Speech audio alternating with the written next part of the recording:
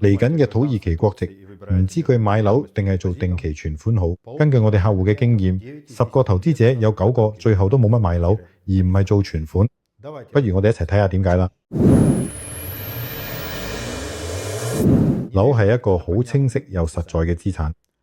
如果咁啱單位或者別墅，唔單止可以符合申請國籍嘅要求，仲可以靠租金升值幫你對抗通脹，保住你嘅資本。特別係土耳其，本地人同外國人對樓市需求都非常高，但係好區嘅優質樓盤其實唔算太多。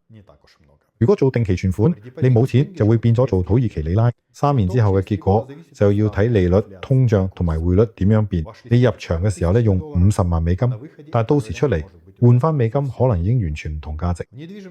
買樓就穩陣好多，你可以實地睇樓，了解個區租金水平同埋升值潛力。係買樓會有啲稅、手續費、佣金同埋管理費，但係買樓真係有機會保值甚至增值，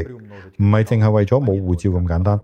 對好多投資者嚟講，可以自己掌控同埋有實在嘅依靠都好重要。一間嘅靚樓盤，近海邊或者商業區嘅單位，對家庭嚟講就好似一個後備基地，唔係淨係銀行結單上面多咗一行數字咁簡單。你可以隨時租出去，亦可以自己舒適咁住，過幾年又可以賣佢，再投資其他唔同嘅優質資產。至於定期存款，其實選擇就窄好多，你會被限死嘅期限、利率同埋本地貨幣匯率度。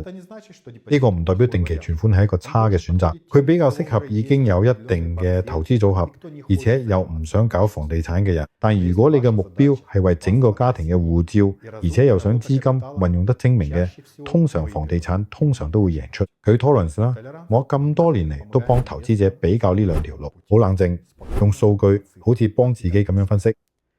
如果你想知道邊個選擇最啱你嘅情況，可以喺即時通訊軟件揾我哋，或者上我哋網站，我哋會一步一步同你分析你嘅方案。